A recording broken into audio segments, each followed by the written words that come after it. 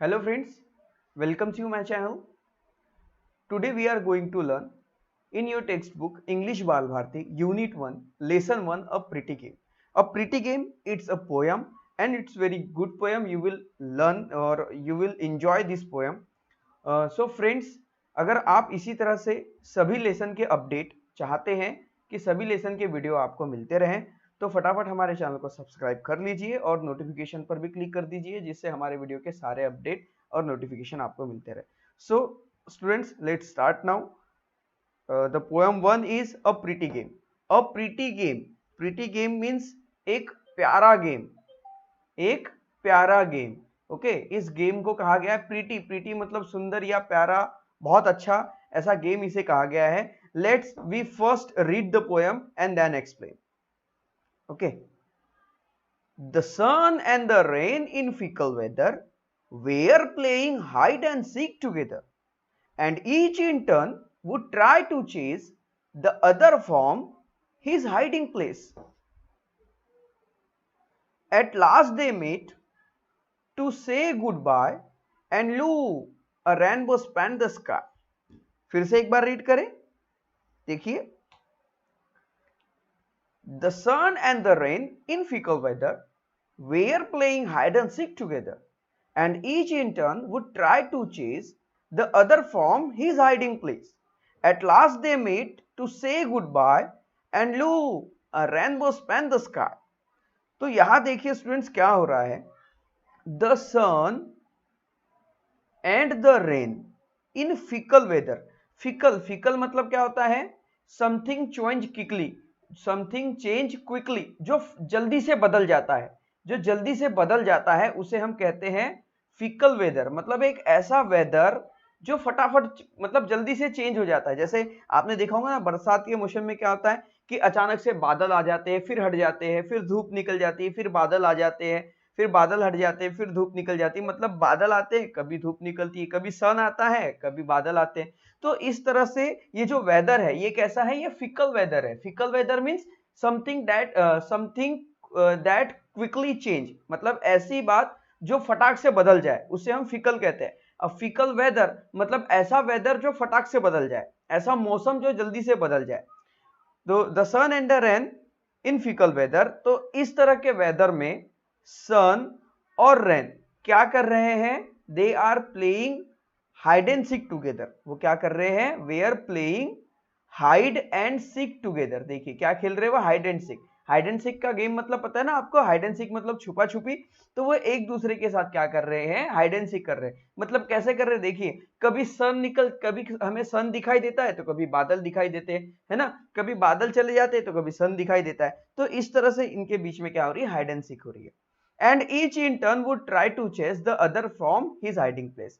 और सब and each in turn. तो देखिए, जब हम हाइड एंड सीक खेलते हैं तो सबकी एक टर्न आती है. तो वो क्या कर रहे हैं? अपनी अपनी टर्न में एक दूसरे को चेजिंग करने की, मतलब पकड़ने की, उन्हें ढूंढने की कोशिश कर रहे हैं. At last they met to say goodbye, and lo, a rainbow span the sky. तो यहां पर देखिए आखिरी में क्या होता है? एट लास्ट दे मेट, आखिरी में वो मिल जाते हैं. ओके, और मिलके वो क्या कहते हैं? एक दूसरे को गुड बाय. ओके, जैसे ही हम कैसा होता है ना, हमारा जब गेम खत्म हो जाता है हाइड एंड सीक का, फिर हम सब फ्रेंड एक साथ आकर मिलते हैं और आपस में एक दूसरे को बाय बाय करते हैं और फिर हम अपने घर चले जाते हैं. तो वैसे ही यहाँ पर क्या हो जाता है? आखिरी में देखिए सन, ये दिख रहा है ना आपको? ये देखिए, ये सन है, ओके, बादल के पीछे. और यहाँ पे देखिए बादलों से बारिश हो रही है. तो देखिए जो ड्रॉपलेट्स है, वाटर ड्रॉपलेट्स, ये चमक रही है. किसकी वजह से? धूप की वजह से चमक रही है, सन की वजह से. तो एट लास्ट क्या हो जाता है कि ये जो ड्रॉपलेट है, मतलब वाटर, मतलब रेन, बारिश और धूप एक साथ मिल जाती है और वो क्या कहते हैं? एक दूसरे को गुड बाय. और जैसे ही वो गुड बाय कहते हैं, एंड लू, अ रेनबो स्पैन द स्काई, जो आसमान में एक रेनबो बन जाता है. तो ये बहुत बढ़िया पोएम है स्टूडेंट्स, जो एक रेनबो और मतलब सन और रेन के पीछे है. तो सन और रेन, तो जब सन और रेन मिलते हैं तो रेनबो फॉर्म होता है. एक्चुअली इस पोएम में इसे बहुत बढ़िया तरीके से बताया गया है कि वो गेम खेल रहे हैं. पर अगर हम देखें, अगर मैं आपको बताऊं तो स्टूडेंट्स होता ऐसा है, जब धूप और बारिश एक साथ मिलती है तो उनके रिफ्लेक्शन से रेनबो बनता है। और इसी बात को बहुत अच्छे तरह से उन्होंने किसमें बताया है भाई, पोएम के रूप में बताया है। तो फिर से एक बार पोएम को पढ़ेंगे। The sun and the rain in fickle weather were playing hide and seek together and each in turn would try to chase the other from his hiding place. At last they met to say goodbye and lo rainbow span the sky. आखिरी में क्या होता है, rainbow spend हो जाता है। Spend होना मतलब फैलना, फैलना, स्प्रेड होना। पर कैसे फैलना, एक पॉइंट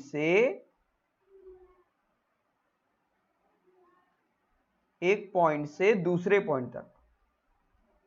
इंग्लिश में कहे तो spread from one point two another. एक पॉइंट से दूसरे पॉइंट तक फैलना मतलब स्प्रेड, स्पैंड होना। तो देखिए यहां पर देखिए जो रेनबो है कैसा हो रहा है, देखिए ये एक पॉइंट है, रेनबो इस पॉइंट से इस पॉइंट तक फैल रहा है। ओके, तो इसे कहते हैं स्पैंड होना, स्प्रेड होना। ओके, तो फ्रेंड इस तरह से ये पोएम थी। आई होप दैट ये आपको समझ में आ चुकी होगी। इसके जो मीनिंग्स है वो आपको अपने नोटबुक में लिख लेने हैं। मीनिंग क्या है भाई, fickle means something that change quickly या सडनली, मतलब ऐसी चीज जो फटाक से बदल जाए उसे हम फिकल कहते हैं। Chase, run after somebody to catch that person, किसी व्यक्ति को पकड़ने के लिए उसके पीछे भागना मतलब चेस यानी पीछा करना। और स्पैंड, स्पैन मतलब क्या है भाई, यहाँ पर spread from one end to other, मतलब एक एंड से, एक छोर से दूसरे, मतलब एक पॉइंट से दूसरे पॉइंट तक के फैलना। ओके, तो पहला ये आपको होमवर्क है, ये आपको अपने नोटबुक में लिख लेना है।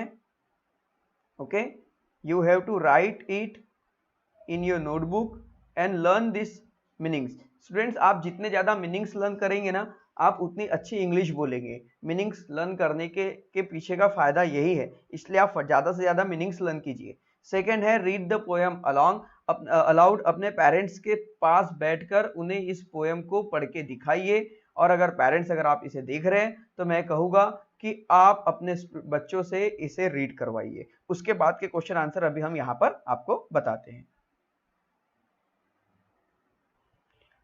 तो आइए स्टूडेंट्स अब क्वेश्चन आंसर देखेंगे। First question is how do you play hide and seek, tell in short. आपको शॉर्ट में बताना है कि आप हाइड एंड सीक कैसे खेलते हैं। तो देखिए इसका आंसर मैं यहां लिख देता हूं। कैसे खेलते हैं हाइड एंड सीक, देखिए वन प्लेयर क्लोज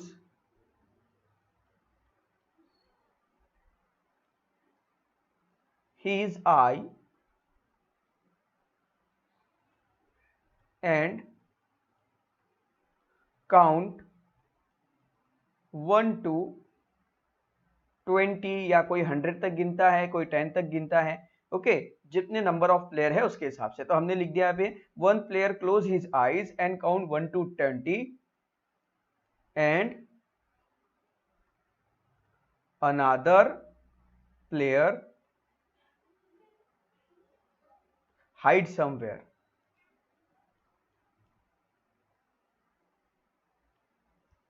ओके, इस तरह से हम खेलते हैं। Then the player find them या फिर chase them, chase them. Okay, उसके बाद फिर वो उन्हें ढूंढता है। ओके, वैसे लिखना जाए तो इसके पीछे ये बहुत बड़ा आंसर हो जाएगा, इसलिए हमने इन शॉर्ट में ऐसा लिख दिया है। उसके बाद name any 5 other games that you play and enjoy. कोई भी ऐसे 5 अदर गेम के नाम लिखने हैं जो आप खेलते हैं और एंजॉय करते हैं। तो भाई ऐसे कौन से 5 अलग अलग नाम हैं?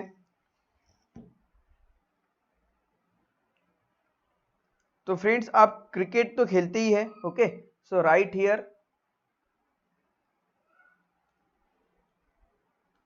क्रिकेट, कॉमा वॉलीबॉल,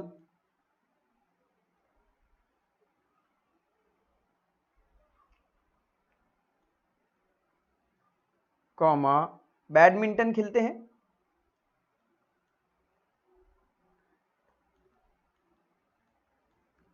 और बास्केटबॉल भी खेलते होंगे या फिर खो खो भी खेलते होंगे, kho kho and kabaddi.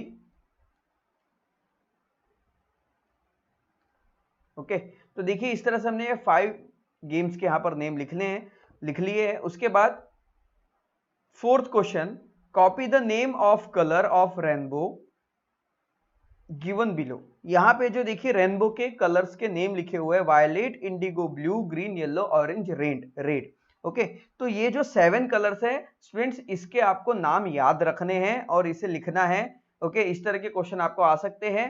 Right the colours of rainbow. Okay, write the name of the colours of rainbow. Rainbow के कलर 7 कलर्स के नाम लिखिए। तो इसे आपको याद रखना है, violet, indigo, blue, green, yellow, orange, red, और ये इसे लिखना है। और आपको ये याद रहे इसलिए देखिए एक चीज हम बताते हैं, वॉयलेट से ले लीजिए V, इंडिगो से ले लीजिए I, ब्लू से ले लीजिए B, G से ले लीजिए, ग्रीन से ले लीजिए G, येलो से ले लीजिए Y, ऑरेंज से ले लीजिए O, और रेड से ले लीजिए R। अब इसे पढ़ के देखिए, ये हो गया विब ग्योर।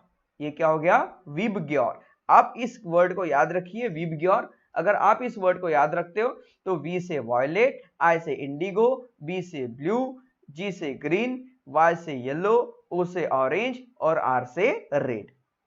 Draw the picture of rainbow. अगर आप पॉसिबल है तो अपने नोटबुक में एक छोटा सा रेनबो का पिक्चर बना लीजिए। Write other word related to weather. Weather से रिलेटेड और अदर वर्ड हमें यहां पर लिखने हैं। तो देखिए, write the other words related to weather. तो वेदर से रिलेटेड वर्ड यहां पर हम देखिए, वेदर से रिलेटेड वर्ड यहां पर 2 वर्ड आपको बताते हैं। एक है एटमॉस्फियर,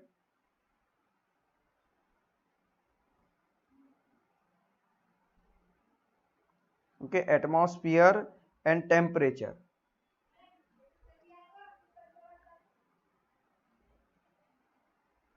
ओके, ये 2 वर्ड्स हो गए वेदर से रिलेटेड। एक और चाहे तो लिख सकते हो, वेदर बोर्ड।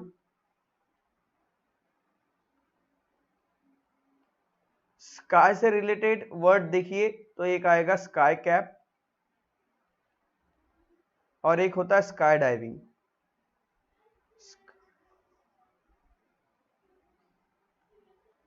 तो फ्रेंड्स, इस तरह से ये इसके क्वेश्चन आंसर्स थे। ओके, ये सारे क्वेश्चन आंसर आपको अपने नोटबुक में लिख लेने हैं और इसे लर्न करना है। ओके, और साथ में ये पोएम को लर्न करना है, पोएम को अपने पेरेंट्स को बार बार इसे बोल के दिखाना है।